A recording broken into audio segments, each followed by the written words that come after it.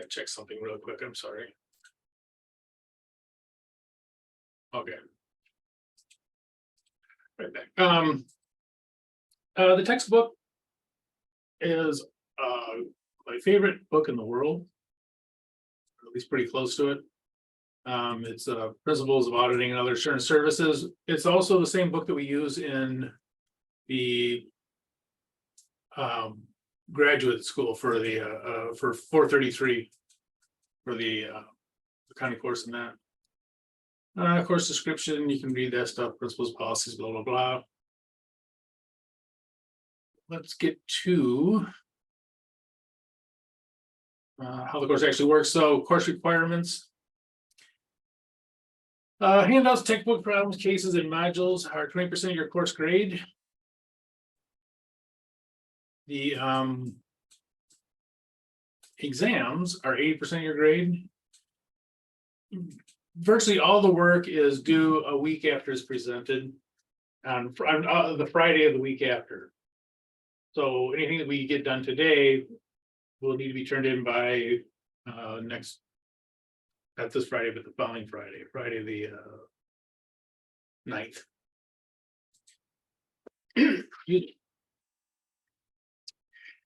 Everything gets submitted in Blackboard. And the assignments are due when we cut it, blah, blah, blah. But the you can still turn them in even if you don't get them in by the due date without penalty. The only thing that will happen is that it won't be included in your grade. But you basically have the entire semester to turn in anything. And I don't penalize you, but obviously your grade's going to reflect that if the exam was due on whatever on last Friday, on that Monday, your grade's going to look bad because that exam's not in there. When you get the exam in, then it'll change. Okay, here's some dates just to keep in mind.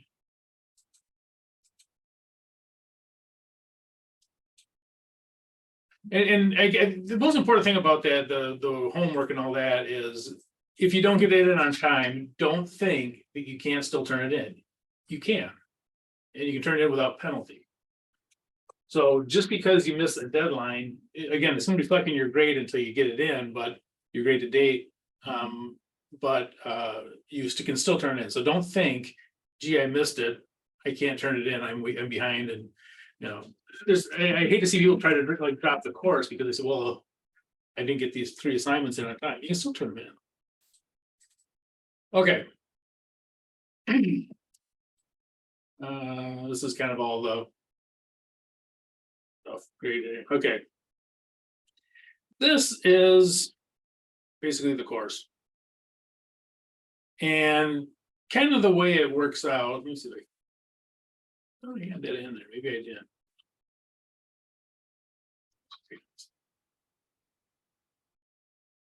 So basically what we do is we go through, I'll talk about chapter 9 in a second here. But we go through the chapters and we usually have a handout that we do. Have usually a couple book problems that you can turn in for credit. And then we have the exam for it. And in this class, I also put in multiple choice questions that we review before we take the exam. And the reason for doing that is that they are, it's kind of get you used to the CPA exam. This class is basically set up as if you're going to be a CPA. And we'll talk about kind of what that is in chapter 1 and 2. But if you're going to be a CPA, this is what it is. The CPA license that you get from the state, it's kind of like a driver's license. Every state issues them. So you get a CPA license in Illinois, a CPA license in Wisconsin, and so on. But you say, well, what does that actually do? What, if you get the CPA license, what does that license you do? If you get a car license, you can drive a car, but what does a CPA license do?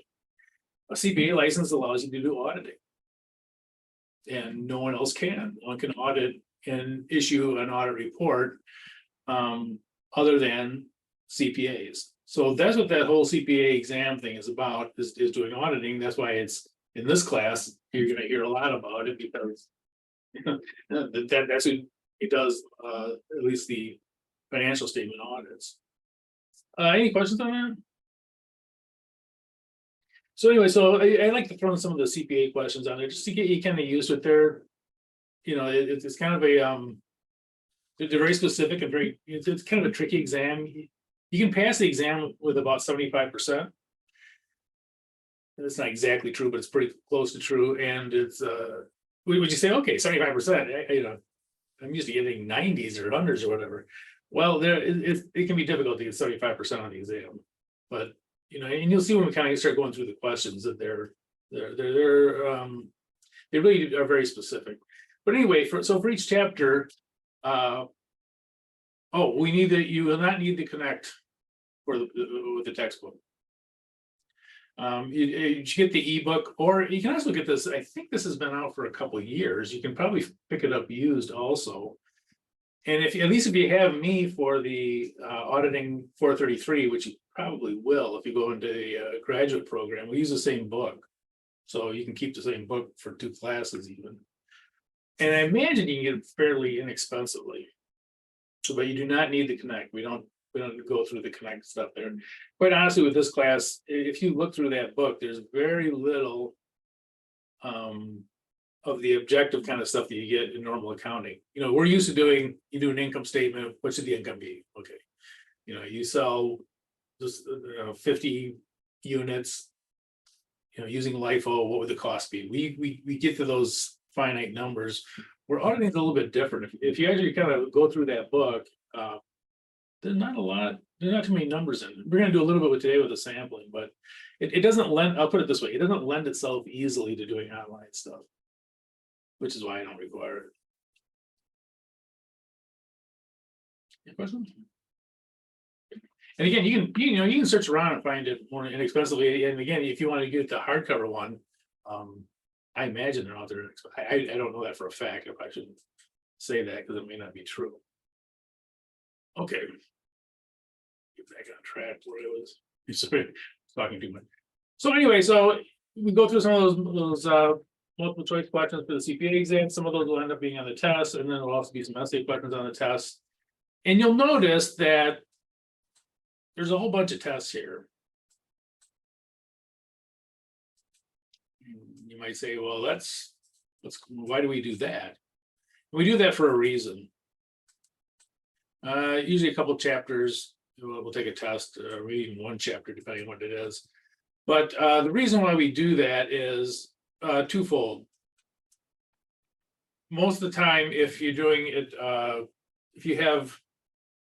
if the tests are broken up into smaller parts, people usually do better on those tests, and they also remember more from those tests. So that's the whole point of it, is that you retain more, and generally you do better on it, given everything else is equal. So that's why we do it that way. Okay, so here's the wacky one that we're going to talk about today a little bit. You'll notice something unusual about chapter 9. Those weeks 1 through 10, and that's kind of an estimate. There are 3 different auditing handouts.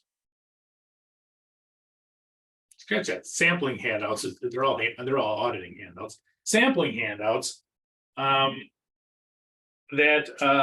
we go through, and then we also have a practice exam for this,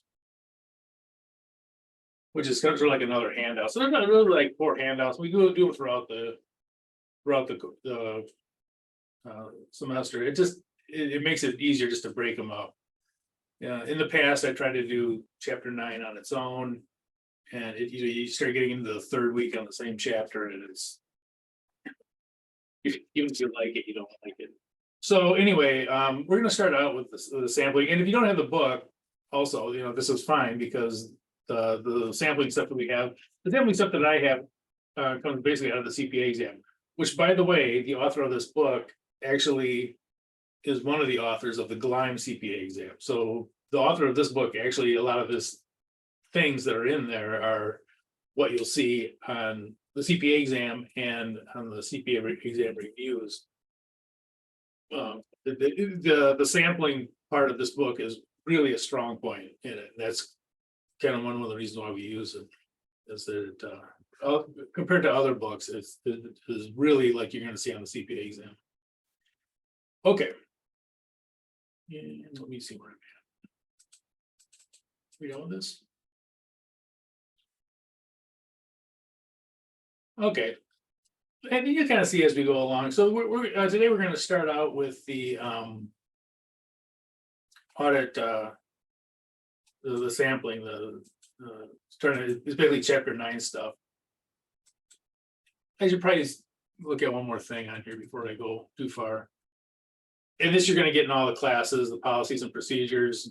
You probably have that already, but every class you'll have that. And then it's good to read through. There's a lot of stuff available for students in there. So that would be a good one to go through. Okay, questions so far? All right, so I think we'll go ahead and get started on sampling. And the sampling one, and this is kind of to get your feet wet too. It's hard to talk about auditing without having a little bit of background on it. It's sort of like baseball. You know, if you were to read how to play baseball without ever seeing a baseball game, you'd be completely confused. You know, there's a square, but you stand on the corner of the square, so it looks like a diamond, and you know, you run towards first base. You know, how far away are they? The guys throwing a ball around, and well, you know, it'd be very difficult to actually read through and figure out how to play baseball. You know, if you read a book on how to play baseball, if you saw the game, you say, oh, you know, a guy hits the ball and tries to get to first base, and he tries to get to second base, and you know, it's not that hard, but it would be very difficult without seeing. So we're going to kind of get our feet a little bit wet in doing a little bit of audit procedures, and then hopefully, you know, the other stuff will make more sense. But sampling is really important in auditing, and it's really important because you'll have companies that will literally have billions of transactions. Look at Walmart. They have billions of transactions.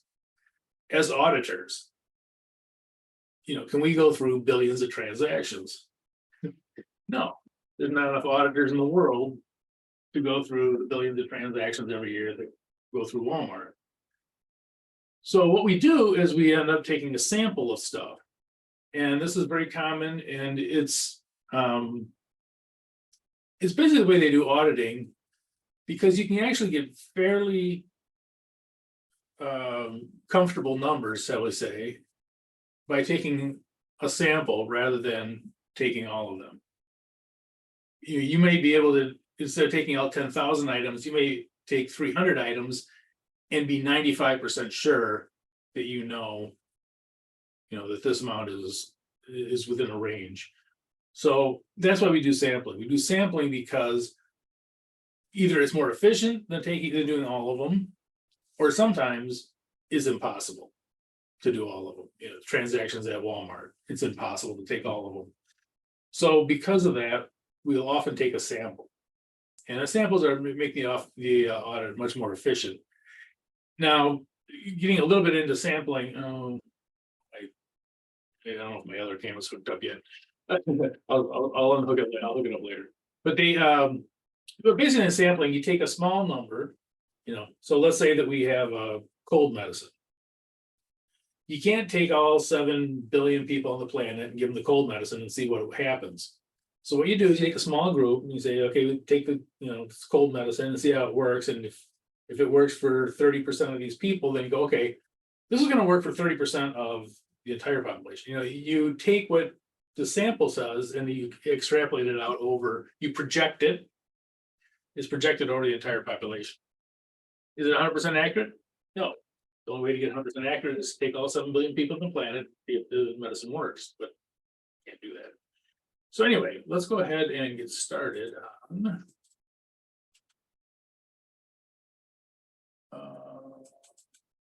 let's go sample this. Look like this. And let me ask right now, is there anyone that does not have this?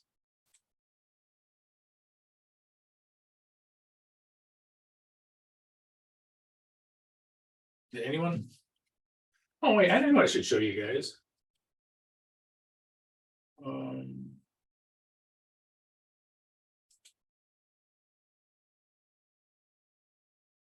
Here for the assignments and exams, you'll have this is where you submit your stuff, and down here they'll have the handouts for them. So assignments and exams, you'll have those there. I'm also going to have a tab for the Zoom meetings. Excuse me, Professor. Are those sampling the Word and the PDF? Those are the same documents, they're just in different formats. Is that correct? Yeah, that's correct. Okay, Yeah, all right, yeah. thanks. And you can use either one. And usually people mostly just enter it right in there. And by the way, you guys, one more thing I should mention, you guys probably already know this, but everybody has access to Microsoft Word, Excel, and all that. I have it right in the one of the tabs, Roosevelt email link, blah, blah, blah. And so if you want to use Word, it's the online version, but it certainly is there. Maybe not. You try that again. Oh, here we go. All right. Just want me to work for it a little bit. So anyway, those are all there if you need to, if you want to use them. And you can write right into the documents and then turn them back in. And you don't need to put your name on it or anything like that. It's all there. I know what goes in your account.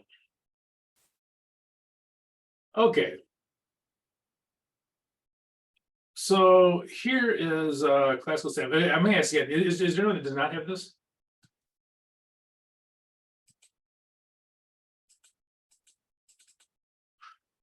Okay. So just to kind of show you, this is a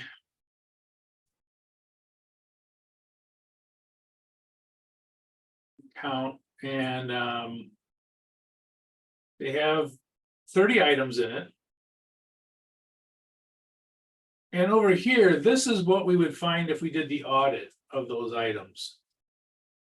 So there's a book amount that they have in the books that they claim it is. And then over here, we have our audit amount. Now, we're not going to take all of them. We're going to just take 5.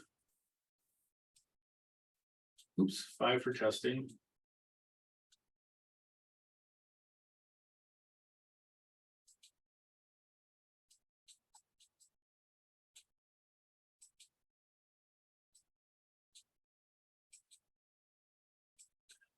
And we're going to view the first 2 numbers of the random number table, which I'll talk about in just a moment.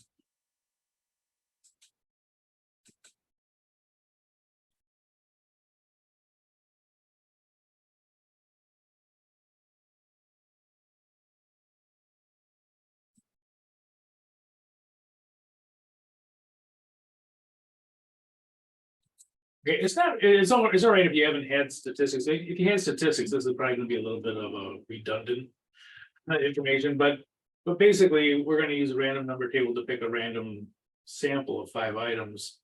And the reason why we want to get a random sample is that we want something that represents the population as a whole, and the random sample is the best for doing that.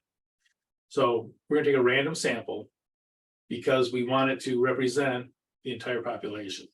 It's unbiased if it's random. And actually, we have another handout that we get more into that, but for now. So here's our random number table. We have items 1 through 30. Oops, let me.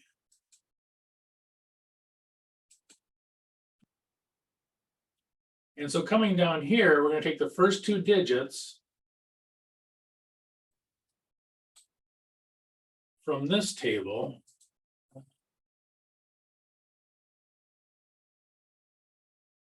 looks funny. I don't know. I'll leave it. So we are going to try to take items that match up to this random number table here down the side. Now, they're not all going to be able to pick numbers, but hopefully we get 5 out of it.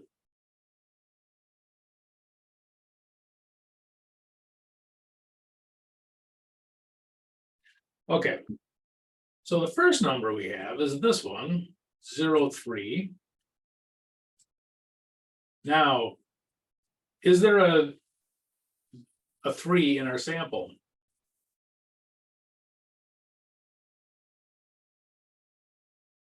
Yes. Right here. There's a way to make this. I'll make them green. How about? Okay. So there is a 3 that is in our sample, so we'll make that green. Is there a 46? No. Nope. Let me cross out. You can't even see it. Okay, so we'll say no for that. There's no 51 either. 32 is close, but no. 11 we have.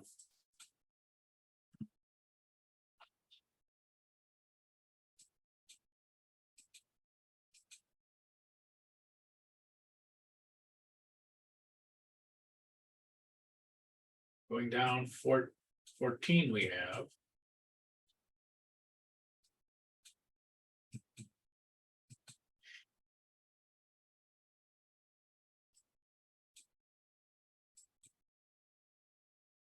We have 18. 91 we don't have. 28 we have. And we can stop right there.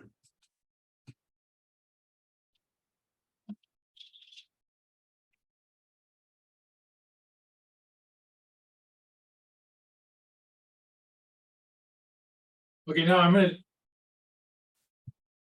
So, yeah. I'm gonna tell you a little something about auditing, and that in auditing, everything you do must be able to be replicated by somebody else with the same results. So the way that you write up these in the audit work papers is, you say, we use the first 2 columns, we picked our 5 items from there. It's a random sample. Anyone can come in and redo that and get the same random sample that we just picked. So it's important that it can be redone, because you'll have people that will come in and check your work. It's required that you're an auditor, your supervisor checks your work. And you'll notice that a lot of this auditing is kind of set up so that, we're picking a random sample, but everyone that comes through will pick the same random sample. Okay. So we're going to put these into a table here. I'm just going to copy them. All right, so this is our first one, 3. Say copy.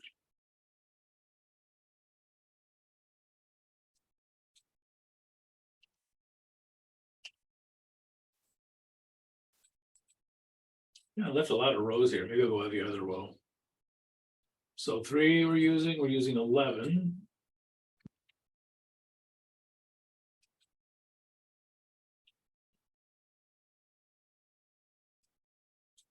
$14.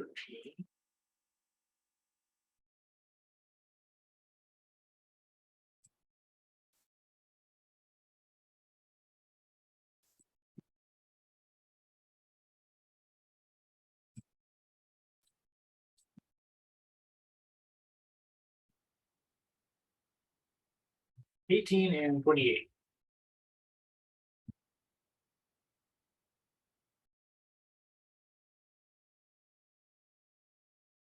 So these are the ones that we picked out, and this book value, this is what our client, the people whose books we're looking at, this is what they said their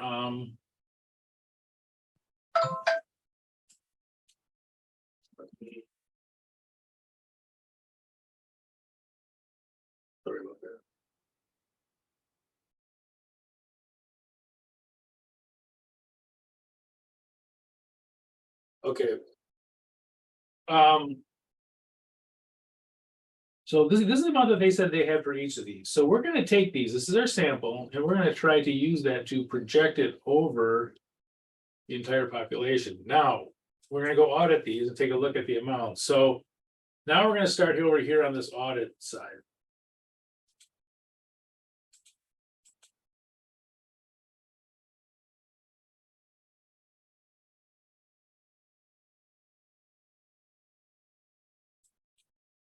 Okay, so for each of these.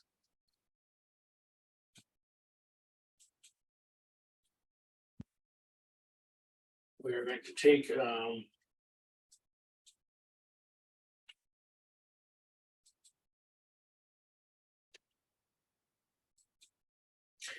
okay, so we went and looked at number 3, and number 3, we had 7,982. They had on the books 8,183. A little bit of a difference there.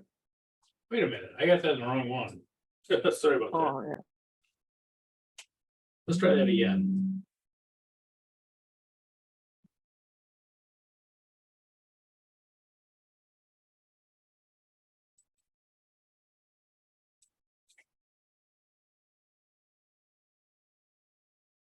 Okay, that looks more like it.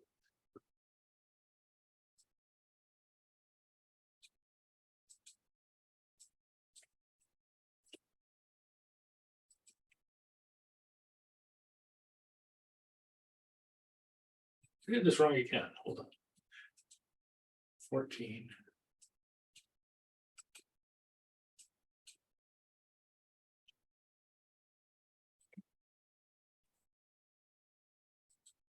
And 28.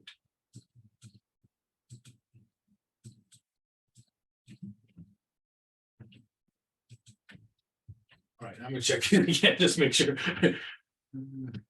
81, 72. Okay, so I think that is.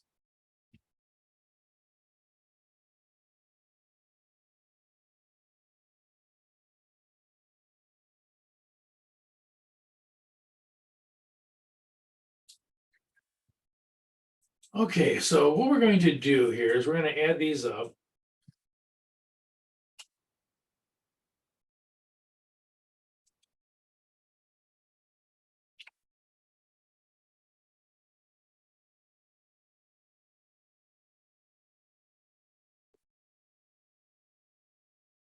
Copy and paste those into Excel.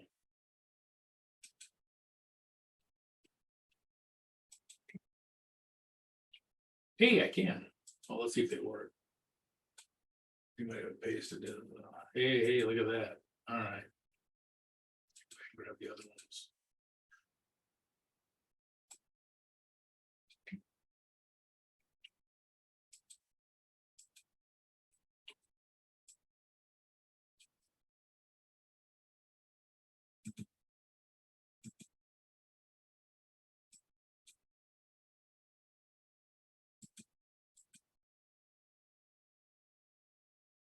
I did something really wrong here. This cannot be right.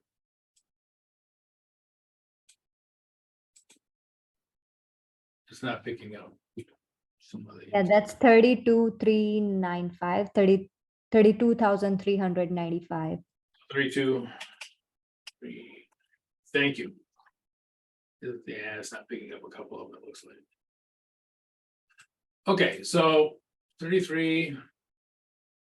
795. That one's right? This one, the 30, Yeah, that's same that I got. oh, okay, good. Yep.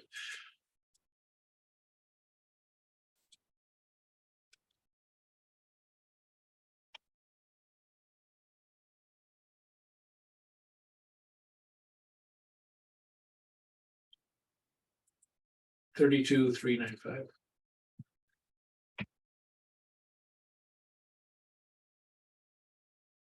Okay. What we need to find is the average for each one of these. So how much so we have 5 items in our sample, so we're going to divide this by 5. Audit average is 6,479. 6.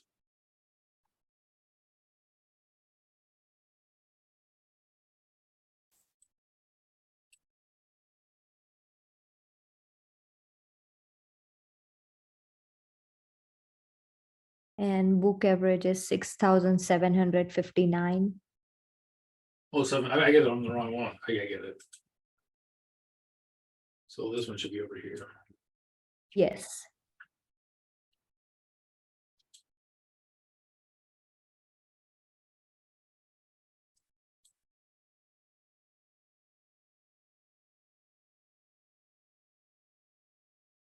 So 6,759.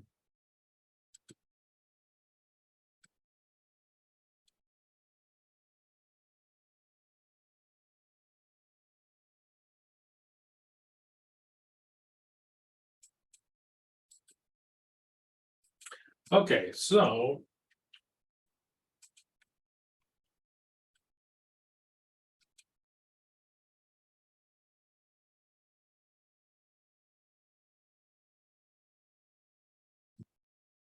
the book average is 6,7.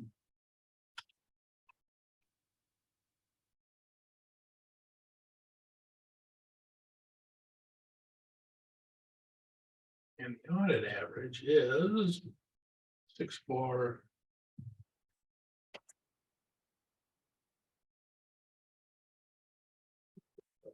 6,759. I made this out, so I should have made him a little more user friendly, especially knowing that I'm going to be one trying to get them. Okay, so we're going to go to the next page. So we got our sample.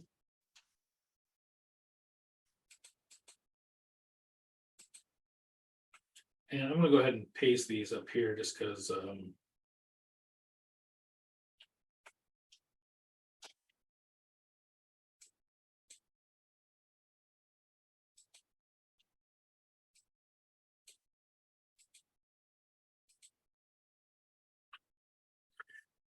So I have the same page.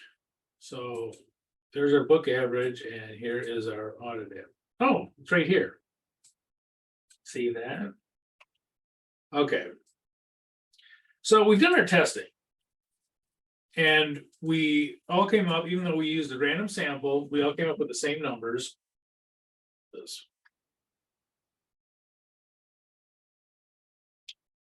So now comes the kind of tricky part. And the tricky part is we now have to project this over the entire population. We took the sample, 5 items, and we're going to project it over all 30 items in the sample. So the question is, how do you do that? And there's basically 3 ways that we do it in classical sampling, and that's what we're going to do next. So we got our sample. We all got the same sample. It's a random sample. It's all the same.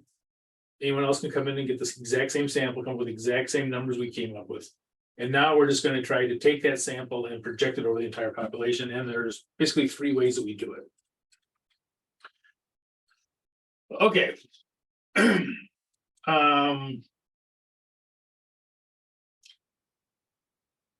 The audit average here. I should make these different colors, maybe. We'll make the audit average green, and we'll make this one make it yellow, I guess. Okay, so audit average here.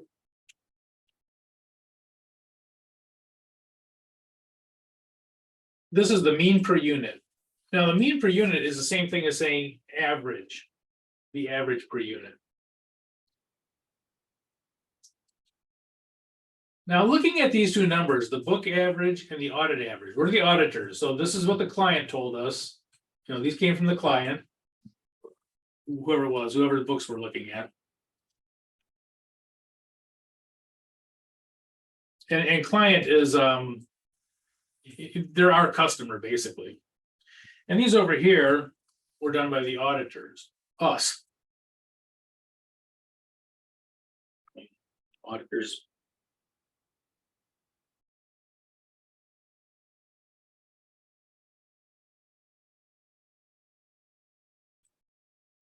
Okay. So here's the question. Whose calculations do we believe in most? Our calculations that we did, or what the client gave us? I would say hours. Yeah, we looked at it and we came up with these numbers that no, it's not this, it's, we know for certain those numbers, are. And one of the things you're gonna find in auditing is that your own observations are always more persuasive than what someone else tells you. Someone in management might tell you something and whatever it is, but your own observations are more persuasive than theirs. And not necessarily because they're doing anything wrong, maybe they just don't have, the facts right or whatever it is.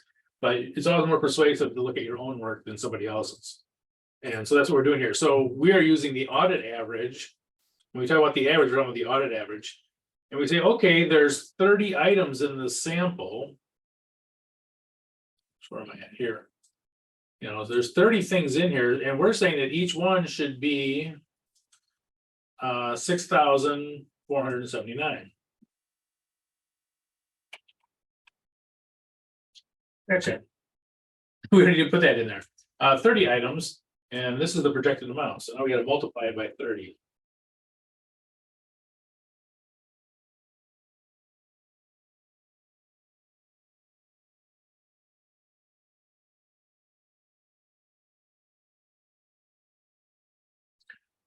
$194,370.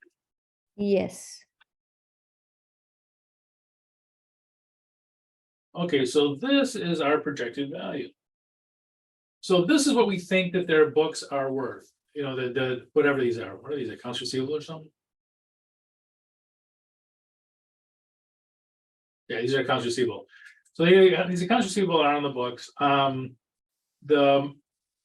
The book value that they have for these is 200,000. So they're saying it's worth 200,000. When we look at it, we say it's worth 194,370. So let's put this in here. So they say it's worth 200,000. 5,630.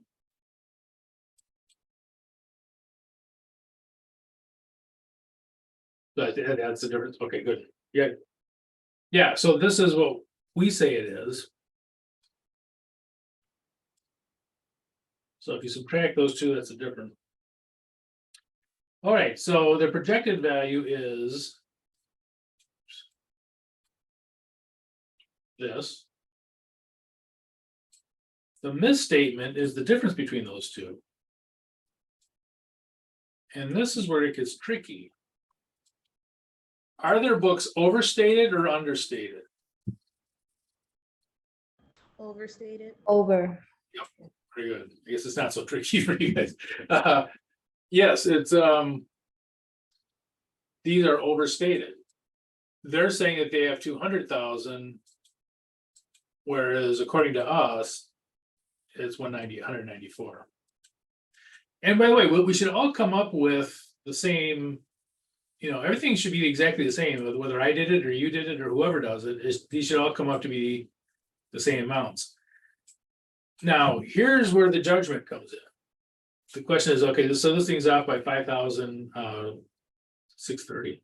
I lost it already. $5,630. It's a judgment call to say, okay, is that significant? Are we going to tell them to change their books or not? This is a judgment call, and it comes down to, would it make a difference to somebody? Does 195,000 versus 200,000 make a difference when it comes to accounts receivable? There is no right or wrong. Yeah, you can very well say no, and say that 195,000 is pretty much the same as 200,000. But that's where the judgment call comes in, and auditing is all judgment. Even though we're doing this and we're getting, taking a sample, we're also, when you look at it, there's a judgment as far as, there's actually a few judgments in here. How many items do we take? That's a judgment. How accurate do you want to be? That's a judgment. And when you come up with a misstatement like this, a rejected misstatement, when is it material? So even though we're doing this kind of exact, there's one of the hardest things about teaching auditing is that it's judgment. Oops, what am I doing? That's not the right one. Okay. Okay, so this is.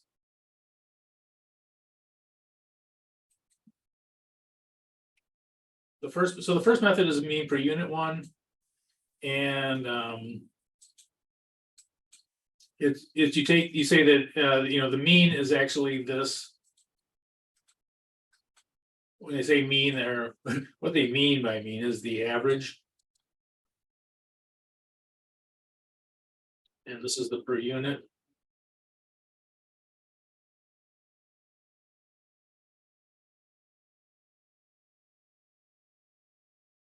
They're saying there's 30 items, they should all be the same as what we came up with. That's it. Okay, ratio estimation. Ratio estimation is a little bit different in that it says when things are off, it depends on how big they're off by. Ratio estimation says, okay, little things will be off by little amounts, big things will be off by big amounts. There's a ratio in there. You know, if you have a $50 account, it's probably not going to be off by $1,000. Might be off by $10 or something, but a $50 account probably have a small amount that it's off by. If you have a $50,000 account, it could be off by $1,000. You know, so the idea is that small items have small errors, big items have big errors. So the whole ratio thing is sort of, it's not an idea. And if you think about it, it's probably pretty close to true. You know, we don't usually get, say, utility bills that are off by $50,000. You know, they're off by $10, whatever it is. So it's sort of a ratio between the size of the item is throughout the sample. So we can take a ratio of audit over book. And if you ever forget it, it's alphabetical. A over B. So we're going to take the audit amount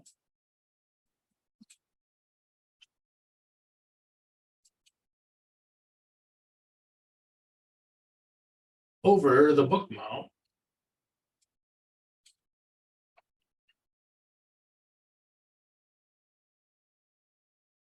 And we're going to multiply it by the total book value, which is 200,000. Because we're going to say that everything in that is off by the same ratio, whatever this ratio is. And for Mr. Calculator, okay. And I just round it off to the nearest dollar. Be fine. 6.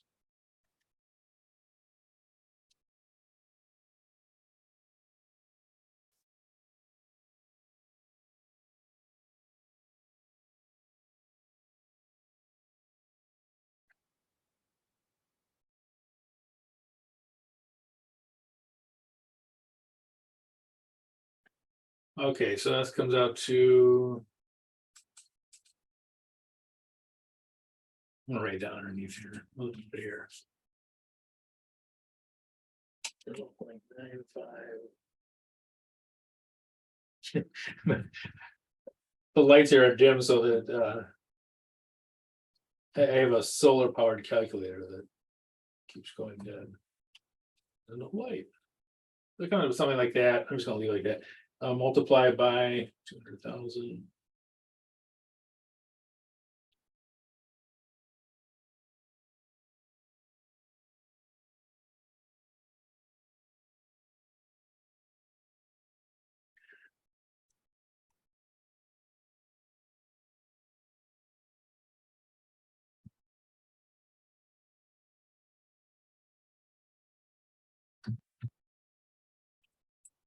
Did you guys get 191,745?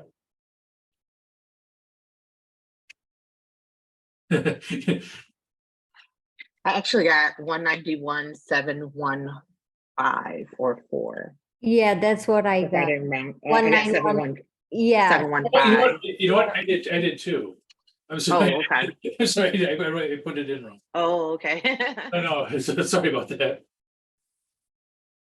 Yeah, my calculator keeps blacking out here, but yeah, okay, I got it, 714, I got 71474, something like that. Okay, so this is our projected value, based on this ratio, and again, this says, okay, things that are off by a lot, by bigger numbers, have bigger errors, things that are off by smaller amounts have smaller errors.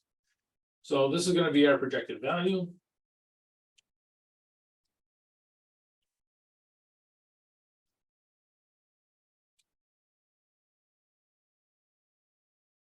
And our projected misstatement will be.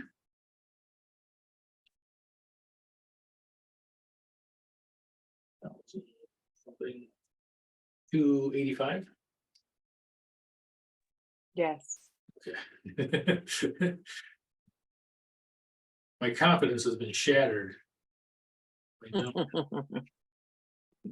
Okay, so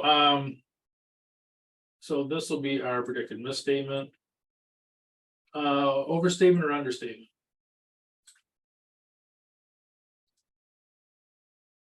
They're saying it's worth 200,000. Oh, yeah, that's definitely understated. It's actually going to be overstated. We're saying. Same as. Oh, right, the other way. Yes, yes, I agree. Okay, sorry. Yeah, so no. So these are always confusing to me anyways. But yeah, so we're saying it's 191, they're saying it's 200, so we're saying that they are overstated. I do it in, I can't remember what color I used on that. So this is an overstate. And again, we should all come up with the same numbers for if we're using this method. And it's a judgment call though. Okay, this one comes up with 191,700,000. It's off by 8,000, almost 8,300. And the question is that.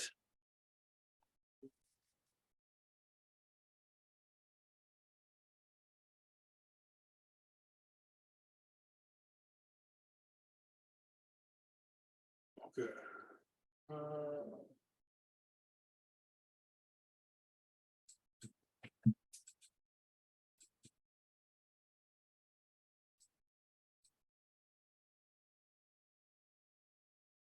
I'm not sure how that came. Anyway, so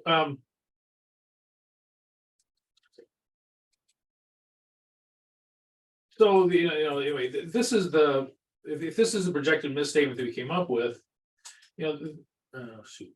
The question is, is that material or not? Is that enough? Is 8,000? Is it being 8,000 enough? Is it be off? At some point, it will be. At some point, if you get far enough away from the book value, you say, okay, wait, we can't just let this go. This is, and again, that's a judgment call. Now we'll find out later. We kind of have rules of thumb as to how much we can allow the books to be off by and still be okay with it. But for right now, but even then, it's still a judgment call. Okay. The last way, and then we'll take a break, is called difference estimation. And difference estimation is sort of the opposite of the ratio estimation.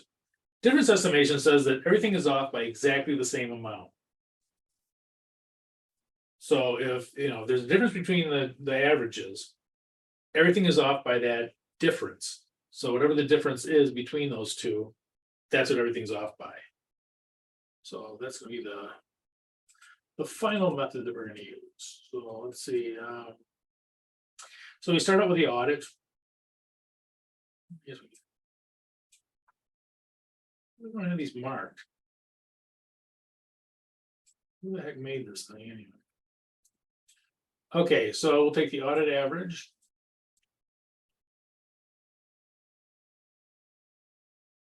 Apologize for the clumsiness here.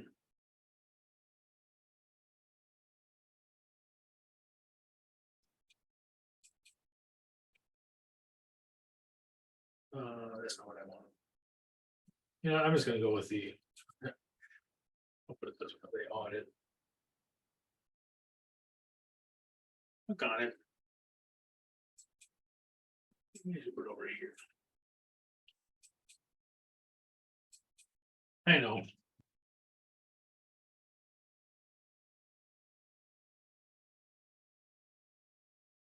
I think I must have left that, I think I probably left this, I think I probably had audit and book here.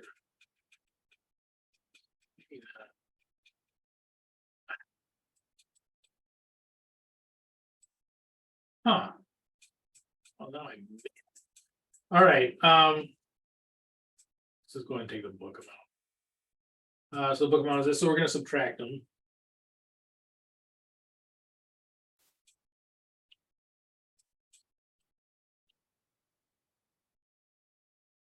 Well, the book is actually a little bit better than. Okay. So we're gonna subtract the audit from the book. Or should I book from the audit, I should say, and so this will be the difference. I cannot imagine what I did here.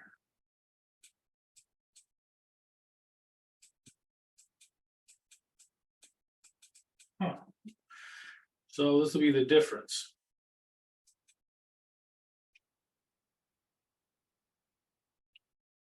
Oh, I see. I centered it for some reason. Okay, so the difference between these two is, you guys probably already have this done. Uh,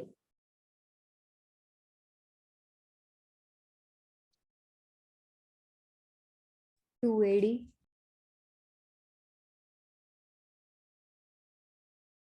what'd you say, so 380 or 280?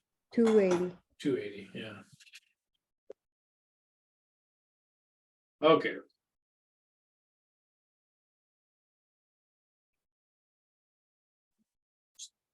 So what we're saying is that everything in here is off by 280. Now, this one's a little bit different in that it, we will use the. Let's say everything off by 280. Now, this will give us the misstatement. So I have a question. So Yeah. the difference comes out in negative 280. So should we put negative 280 or 280 is fine? I would say put the negative in, and yeah, you're right. And so this would be that everything needs to be reduced by 280. Right, yeah, I mean, it's, so, you know, the misstatement, well, the Yeah. misstatement is going negative, but it's gonna be, if you think about it, it's gonna be subtracted from the 200,000. Okay, so 280 times 30.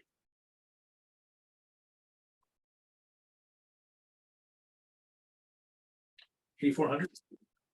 So what we're saying is that this is 8,400, so that everything in there should have $280 taken off of it.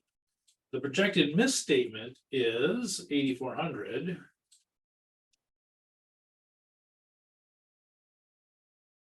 It did show up negative if it did, but the idea is that it's gonna subtract from the book value. So here we have 200,000.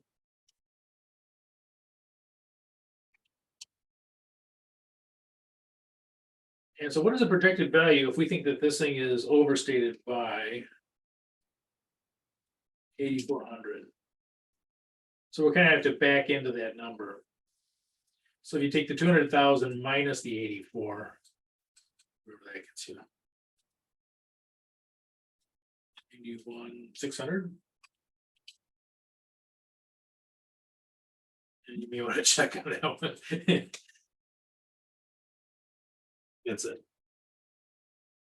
So we're saying that they $280 should come off of everything that they have there. Everything that they have is overstated by $280.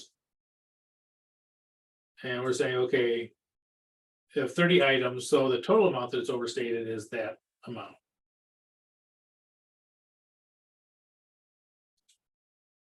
So this is an overstatement.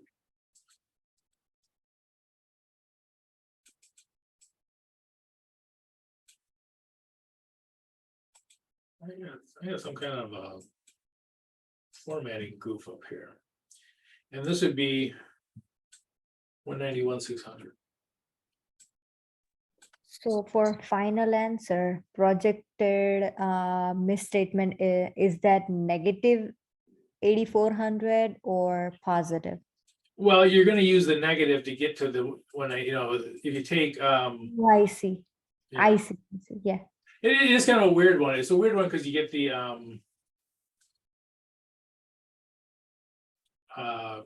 the misstatement first.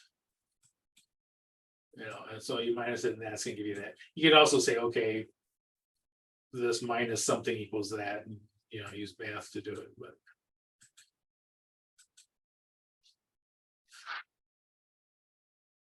But the fact of the matter is that we have to take off 8,400 off of the book value. Okay, all three classical sampling methods will estimate. All three will estimate the projected value for the population. That's a bad question. Or just not even a question. There's no question mark on it. I should say the same. Let me change this. Will they all be the same? No, they'll be different. They're different methods. And we'll see later when we use them. You know, when is it appropriate to use the mean per unit? When is it appropriate to use the ratio? I can tell you right now that ratio is probably overall the most in the most situations, the most accurate one to use. But yeah.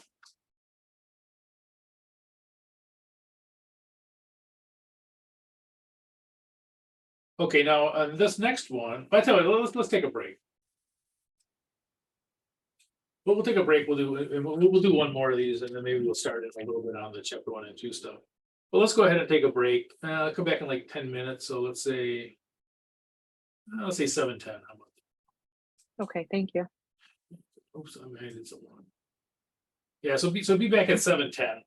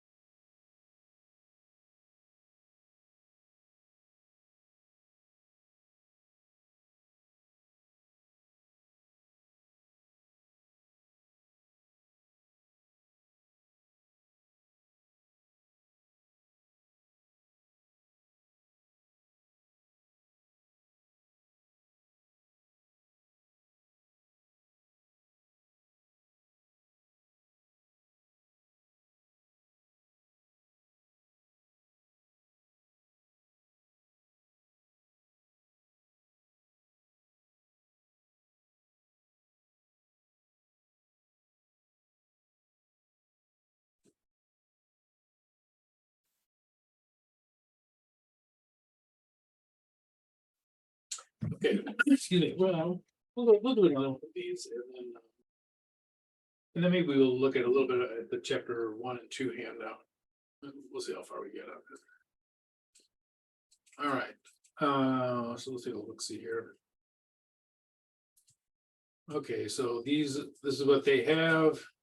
5 million in the account, they have 1,000 accounts payable. And we come down here to get an average. Okay, so these items have already been picked for us. So we took 10 items out of the 1,000.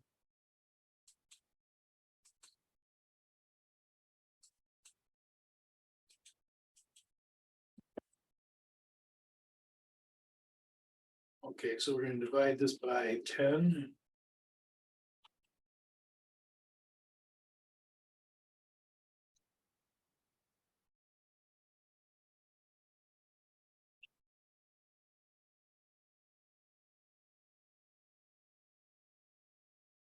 So the average book 50. It's gonna lap off a 0.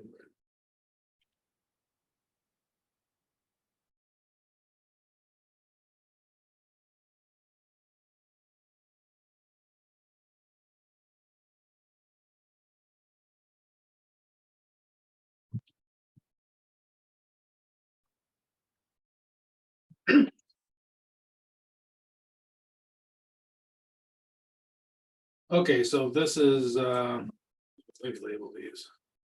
So this is the book average.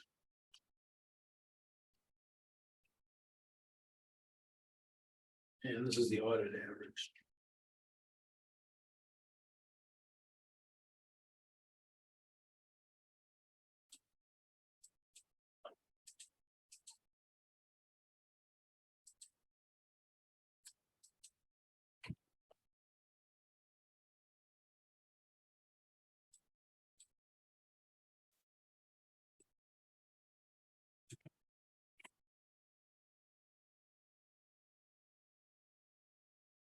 That's wrong.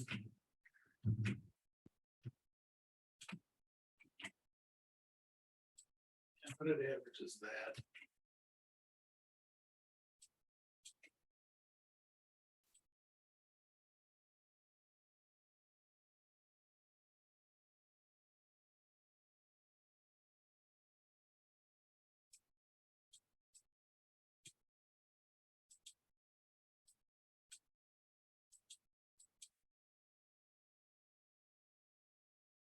Okay. So those are what we're going to use to calculate this. So now you can always copy what I have up here. Like, I'm not sure you'd want to, but you can always copy what I have up here as far as how you calculate those. But basically, and one of the things, like for this one, mean per unit, that just means the average. And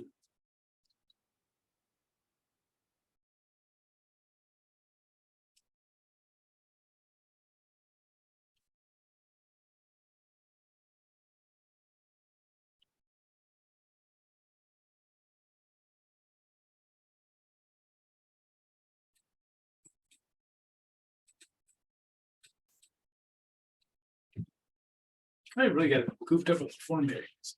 Okay, so here's the audit average. We had that as green, and then this will be yellow. You don't have to put the colors in this. Okay, mean per unit is we say the average one. So the average of the audit. So this is the best number we have. This is the most persuasive number.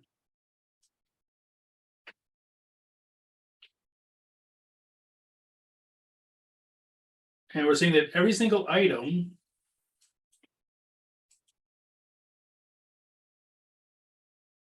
and there are 1,000 of them.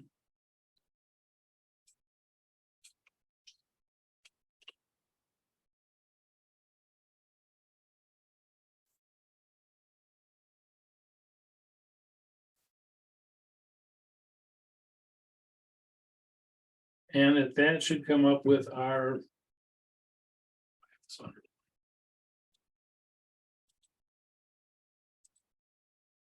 projected value.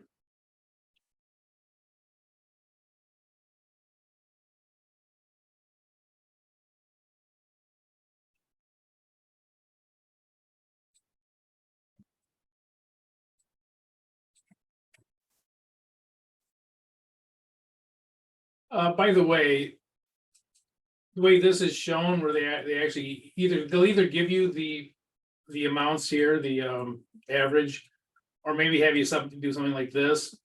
But the CPA exam will generally not have you pick the sample. They usually don't have you do this. In real life, you do. But the CPA exam, they usually give you, either the totals, they'll either give you this, or they'll give you these down here. They usually give one or the other to you. They then say, what's the projected mistake? Okay. So for the mean per unit, what would the projected misstatement be?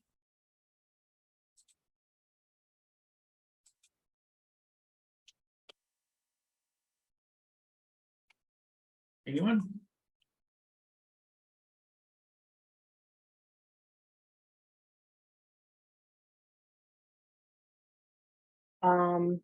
But the projected misstatement, let's see. Oh, the difference between those two, the 5.3 mil and 5.1 mil. Yep.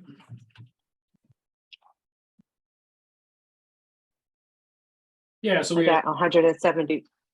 Oh, 174,000.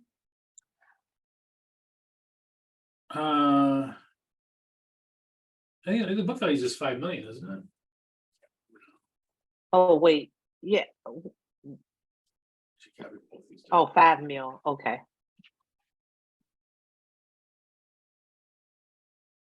I'm gonna put both these in here. Hold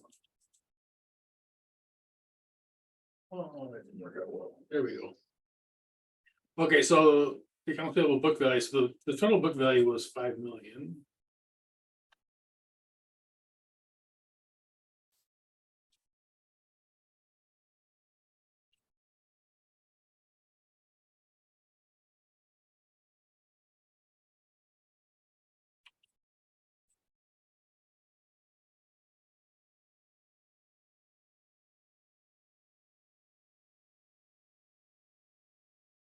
$314,000. Yeah. Overstatement or understatement?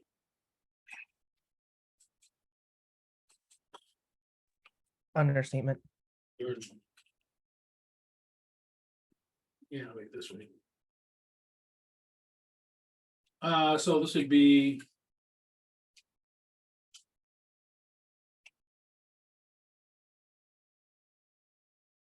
A misstatement of 314,000. And this would be. It's getting the same size. I don't know what I did to this handout, but. It used to be a good handout way back when, and what I did.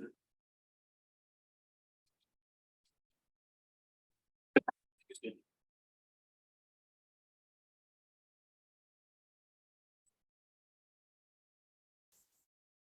Maybe 14 is a better size for this. Okay, so this would be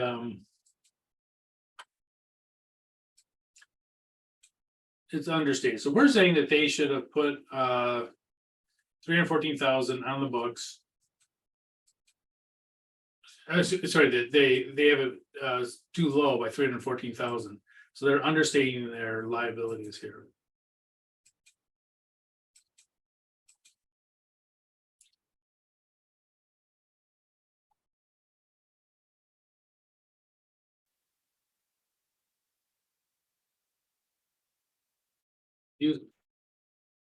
All right.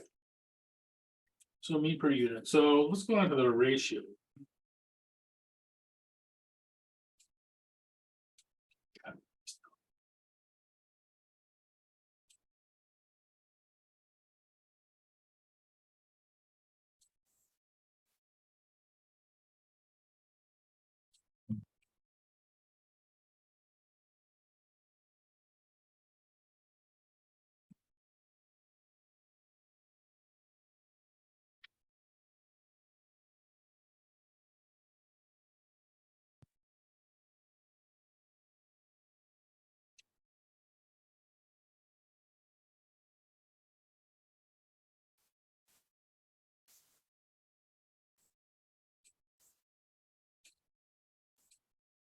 Okay, so we're gonna do a ratio here. Let me put it- I know I did it.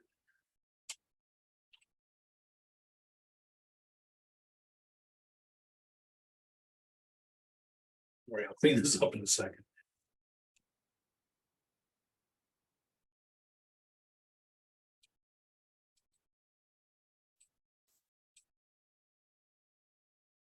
Okay, so we're gonna take the average.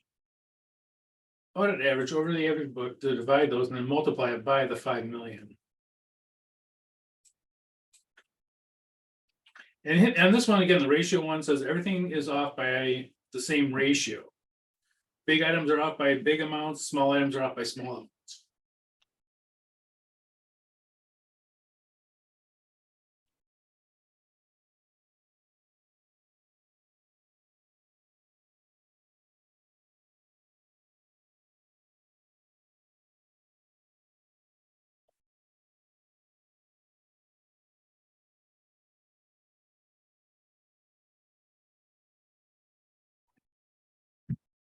So I got 5,169,261. That's what I got too. Oops, that's not right. 69. Actually, mine says 260 because I got a cheap calculator. Oh. Mine runs out of digits. All right, so this is our projected value.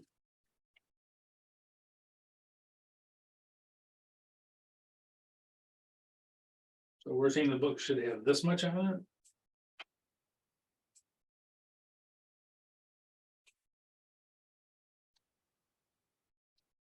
it. And so the projected misstatement is.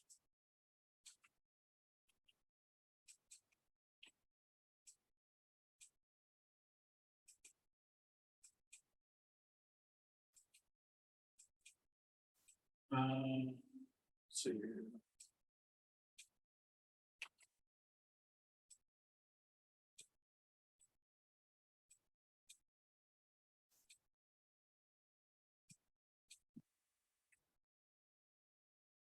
Six nine two six one.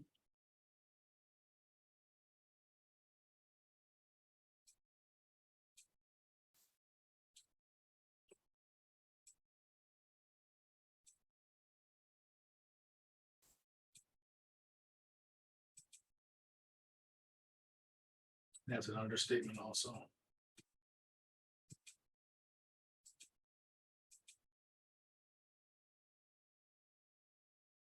I'm sorry, can you go back up just a second?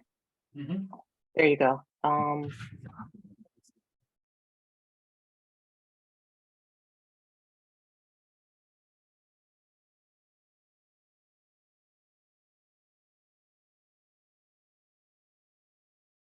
Okay, thank you. And again, on this one, same as the other ones, the misstatement of 169,000. Is that material or not? So that is kind of where we're at here.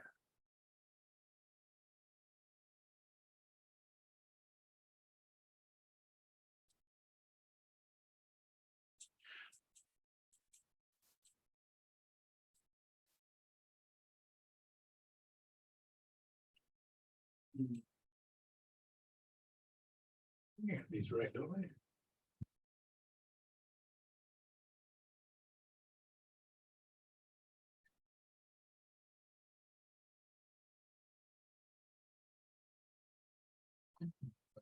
Anyway.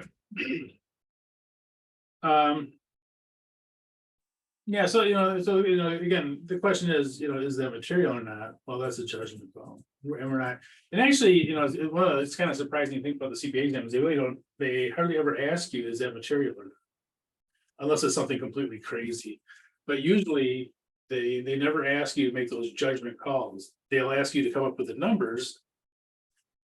But they won't actually say is 169,000 is that material that is usually not. I've never seen them do that before. I mean, there are some things that are material. For instance, if upper management is is creating a fraud or something like that, even though the dollar amounts may not be much, it may be material, but as far as dollar amounts being material, they really don't do too much with that. Okay, let's go to the last one. I think I can salvage this out of it. Difference estimation, and difference estimation is that everything is off by the same amount.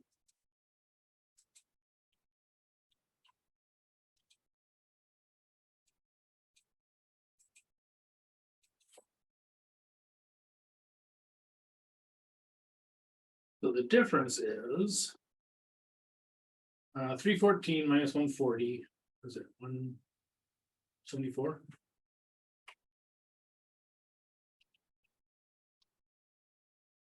And notice that this is a plus, so we're saying that everything that they have needs to have, this is actually a plus. Needs to have 174 added to it.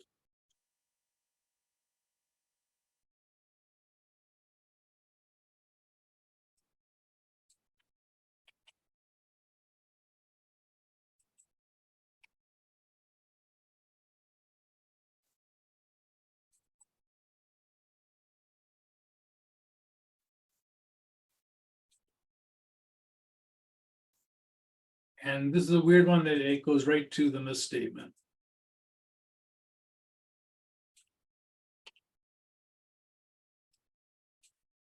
And like the other ones, this one's going to be a understatement.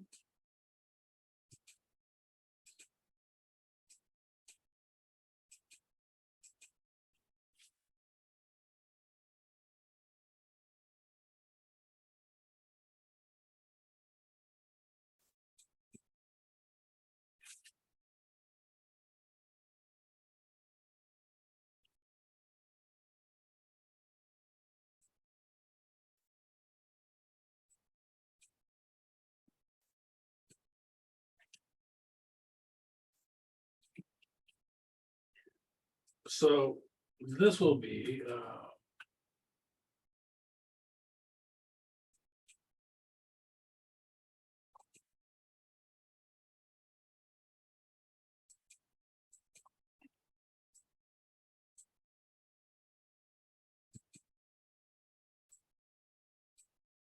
this is a plus.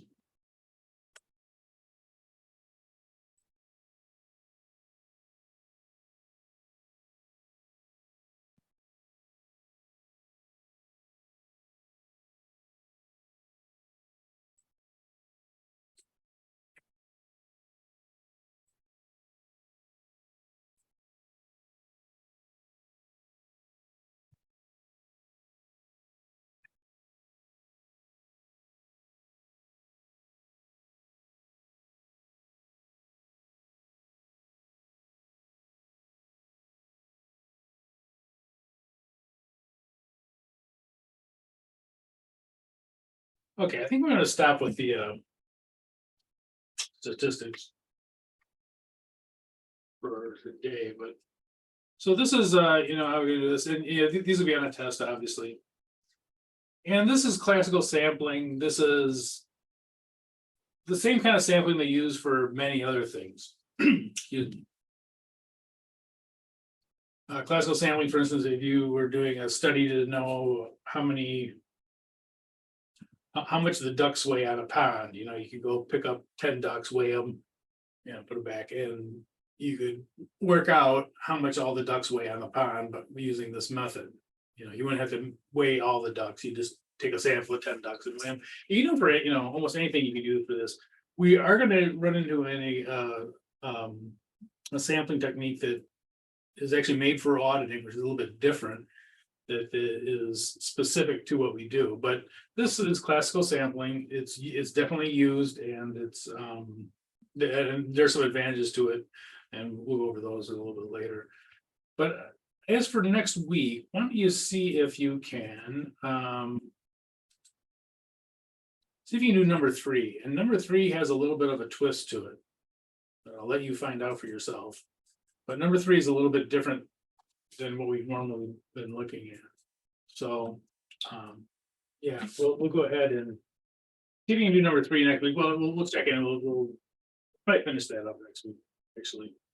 But so you can do number 3 on your own. And again, there's a little, there's a twist to that one. It's a little bit different. Okay. Let's go to chapter 1 and 2 handout in Word. Let me share my screen.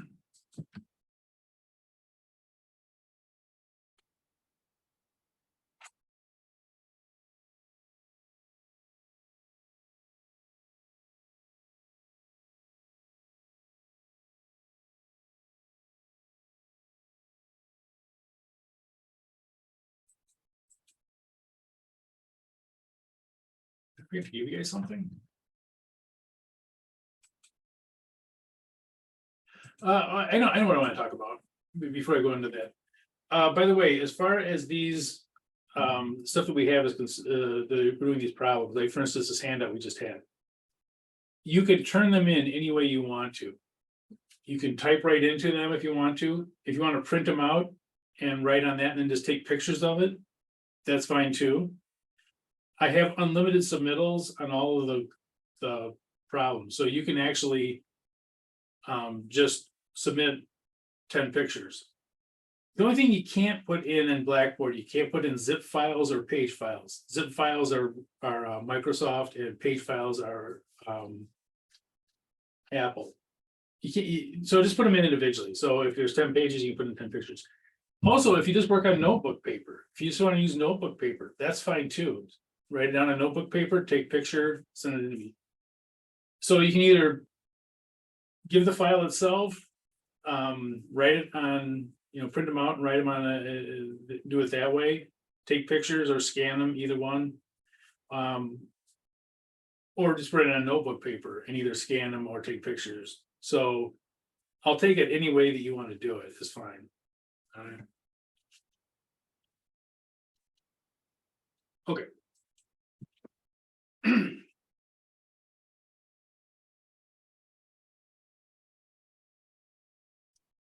All right, example, I don't know, let me see what I get. I must not have given you everything here. Let me see here.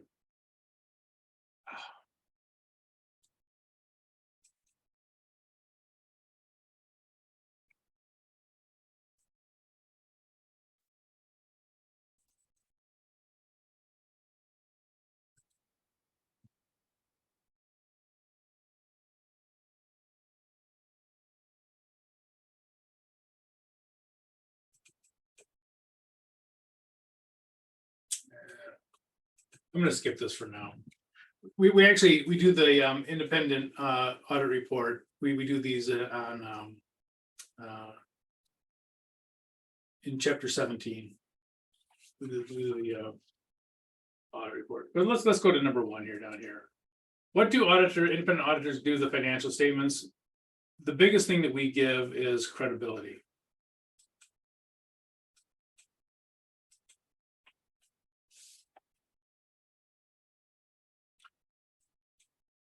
You'll notice, I think you kind of picked up as when we went through this.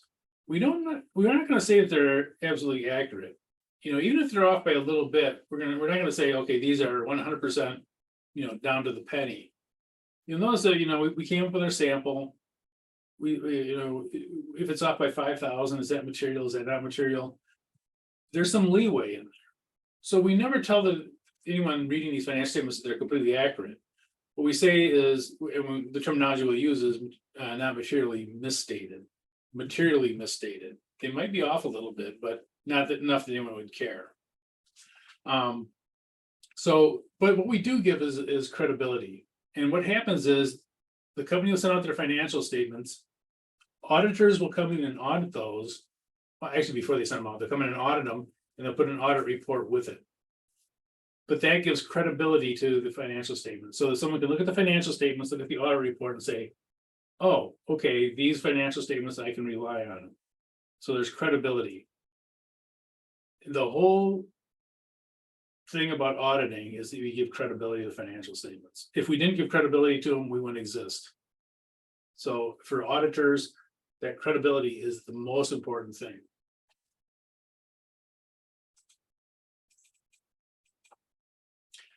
Okay. Business risk. Business risk. The risk that a company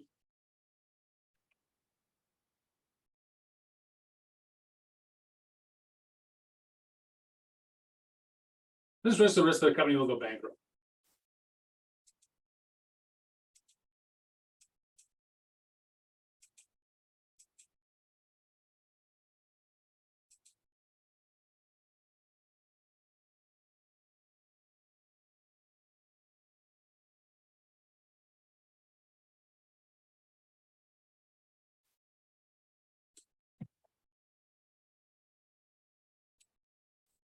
Information risk.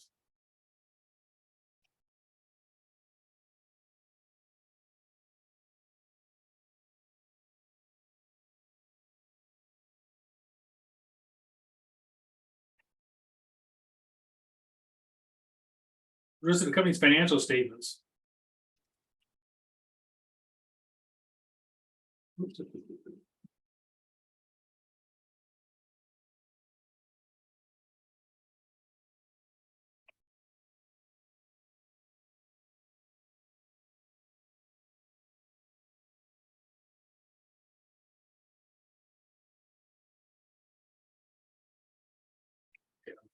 Clean this up a little bit.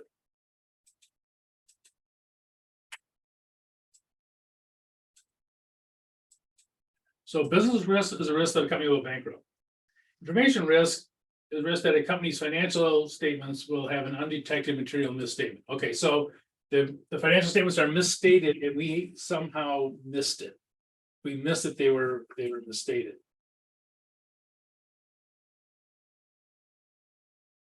So business risk is the risk they'll go bankrupt. Information risk is the risk that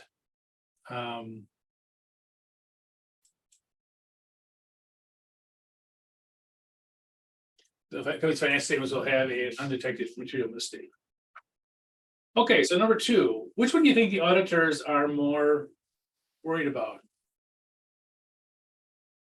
Business risk or information risk? I'll come right out and tell you these two are not it. If you're an auditor, you're looking at their financial statements. Which one are you going to be more interested in? Information risk. Information. Yep. Yeah. You know, your job is to make sure these financial statements can be relied upon. You know, whether the company is making money or not making money, that's not really your concern. I mean, it's not that you're not completely immune to it, but your concern is mostly that the information is not misleading. Okay, corporate governance. This is big.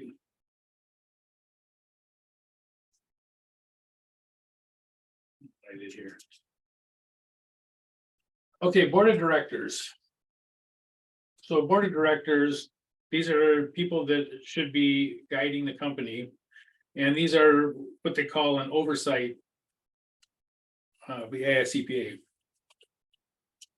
I think I talked about them yet. We'll talk about them later.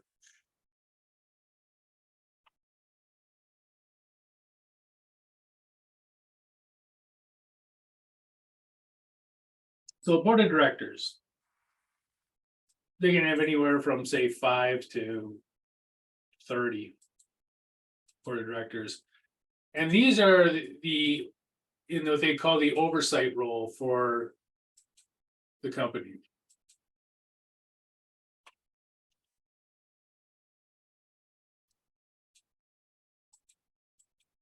An audit committee is a subset. I'll talk about this in 1 second.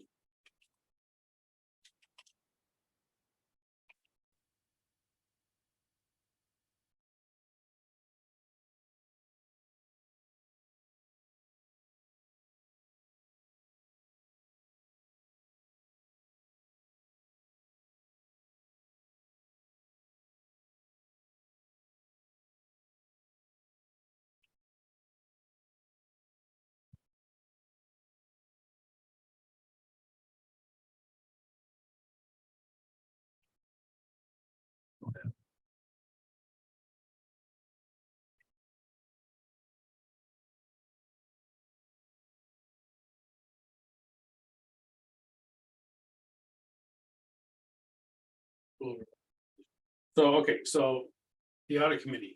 So let's say the board of directors, let's say that there's 20 directors. Down here, the audit committee, maybe there's, I don't know, say 6.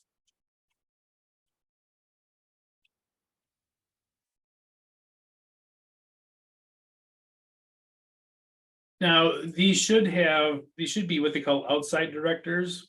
I'll talk about that in a second.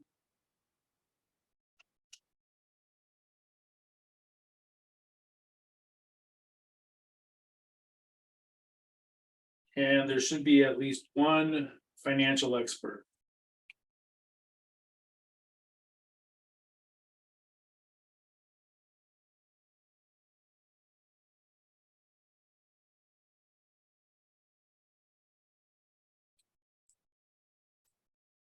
This for publicly traded companies anyways.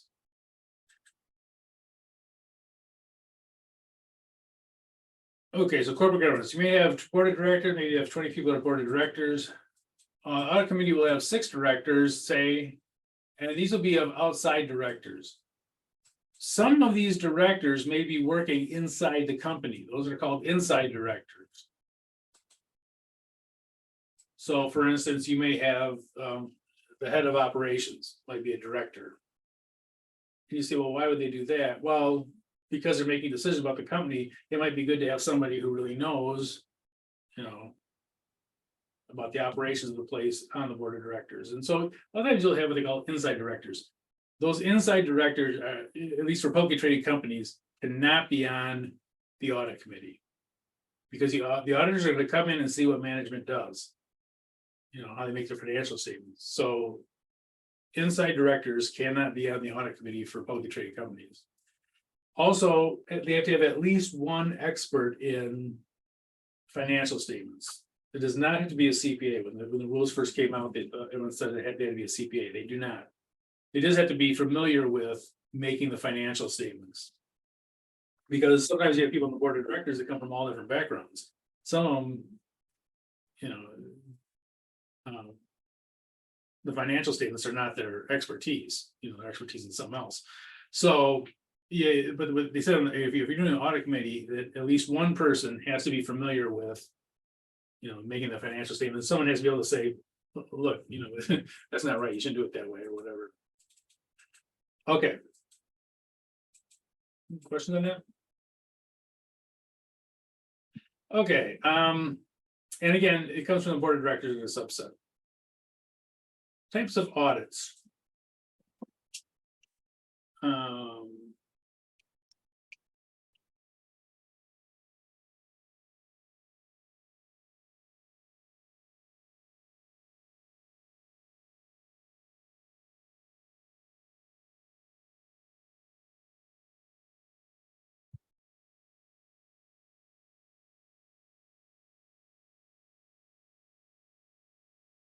So financial audits are kind of what we're talking about right now. The company has their financial statements and they have, I should do that. Say A. These are sometimes called examinations.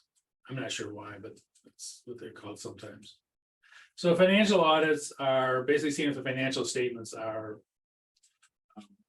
can be relied upon.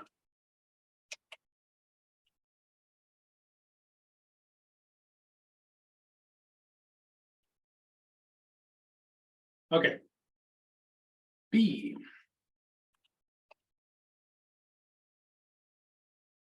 What should we do? We'll do compliance audits.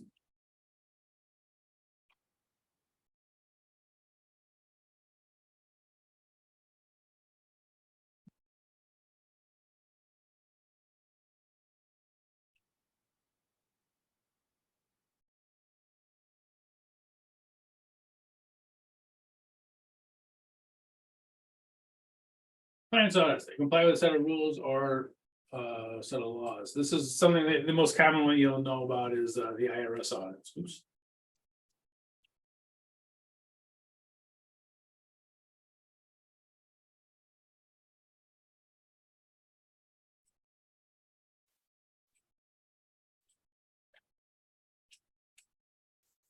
So compliance audits are just, are you following the IRS rules?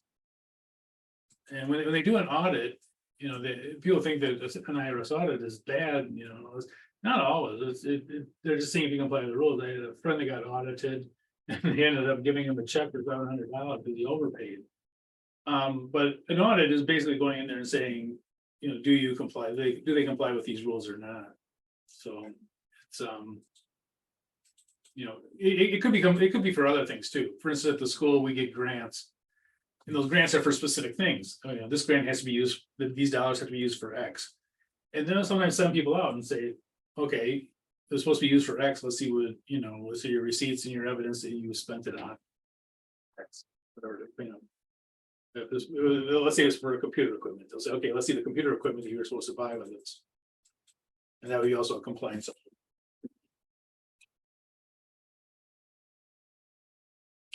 Operational audit.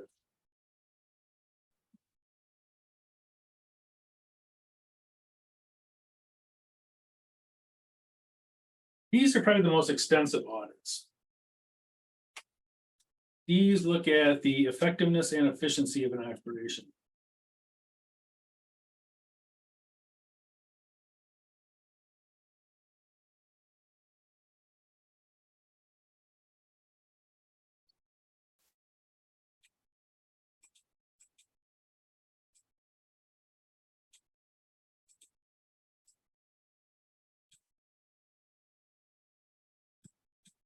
Oops. So operational audits, these are for effectiveness and efficiency. They are to make future improvements.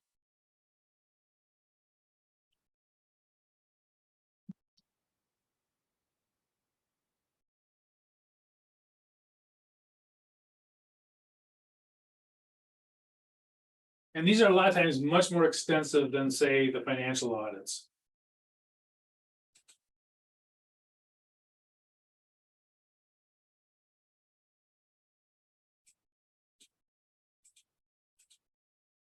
So operational audits, effectiveness and efficiency, they are future oriented. They're on how to improve things. And they're much more extensive a lot of times than financial audits. Financial audits are basically historical in nature. You said your sales were $3 million. Let's look and see how you got that $3 million. You said your costs were this. Let's see how you got those. It's kind of looking backwards at historically what happened last year, for the most part. Operational audits say, okay, your sales are this. How can we improve that? How can we make the sales more? How can we reach more customers? How do we make improvements going into the future? That's what operational audits are. And a lot of times they can be very involved because not only do they deal with past information, okay, this is what we did in the past. How do we change that going forward? And a lot of times consulting people are kind of in the idea of operational audits. But they're for improvements and efficiency, trying to make these things either whatever they're doing more effective or more efficient. And it's future oriented. Okay, and the last one is kind of a strange one.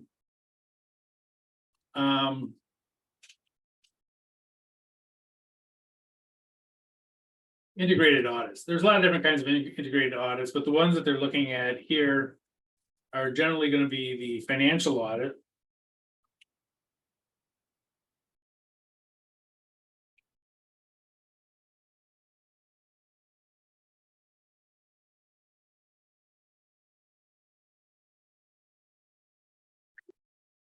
Financial audits and the internal control audits, which are basically the same, do the same things.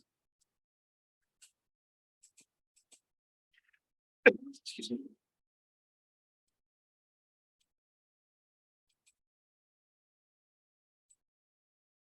We haven't talked about internal controls, and we're not going to talk about them for a while, but internal controls are basically how a company ensures that things are happening the way they want it to. You go to a store, you buy something, they bring it up in the cash register, they hand you the receipt.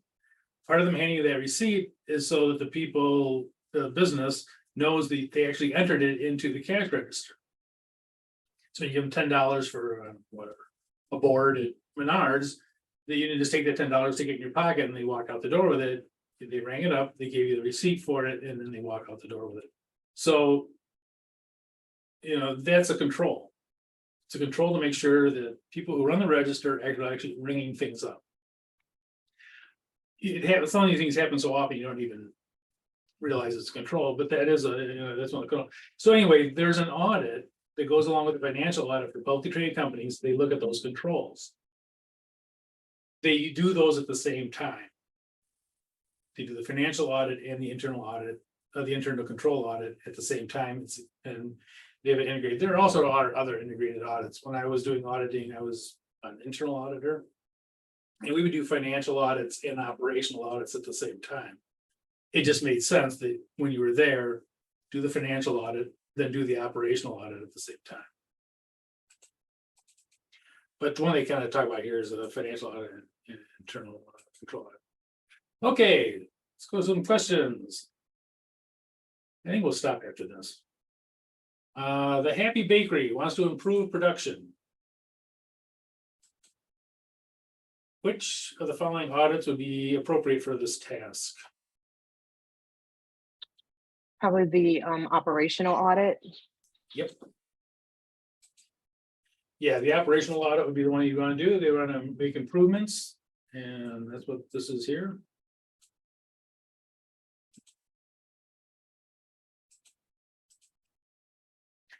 City of Chicago needs assurance that grant money for the homeless residents is being spent properly. Which of the following audits would be appropriate for this task?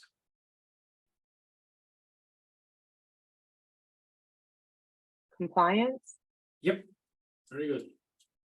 Yeah, they want to see if it's compliant with the what they're supposed to be spending the money on. Oh, also very common to have that happen. Okay, so I'm gonna say let's stop here.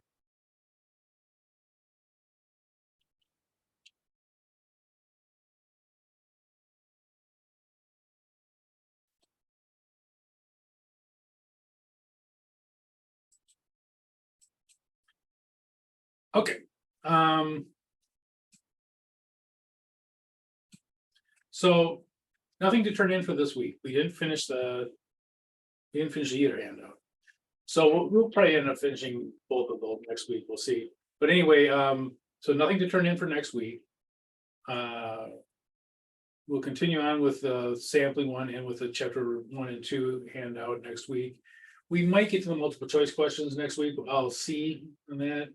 It kind of depends on. Yeah. We'll go through that. I want to talk about that more next week. You get extra. The class can get some extra credit points on multiple choice questions, the CPA questions. But anyway, so nothing to turn in, and again, any way that you want to turn things in is fine with me. You want a notebook paper, if you want to print it out, take pictures, whatever it is. However you want to do it is fine with me. And as far as the textbook, any version of it, I shouldn't say any version of it, any form of it, if you want to get a copy, if you want to do the ebook. I think the ebook, I'm not sure what that much the ebook is. To be honest with you, you might be able to shop around and get that. A lot of times you get them cheaper than in the bookstore. Not always, but sometimes. Any questions on any of that? Any question on anything in the class? No questions for me. Sure. Okay. No one say anything. Get out of here. Okay, so now all of these meetings are recorded and they'll be posted in Blackboard, usually within 24 hours. I try to do it by the end of the day. I try to do it by midnight. Basically, when I stop here, it renders the entire meeting. And then from there, I have to edit it again and then load it into YouTube. And by the way, the reason why I put it, the reason why we do it in YouTube, and the reason why I give out all the handouts that I can do are in both PDF and Word, is for the American Disabilities Act, and that there are some things that the PDF files can do that the Word files can't. And then also there's a transcript made, a closed captioning transcript transcript made when you put it into YouTube. It automatically comes up so that, that you'll also have that closed captioning if you want to use that thing. So that's why there's a little bit more of a time delay in getting it out. Any questions on that? Okay, well, good class. I will see you guys in a week's time. All right, take care, be safe. Good night. I will. Thanks.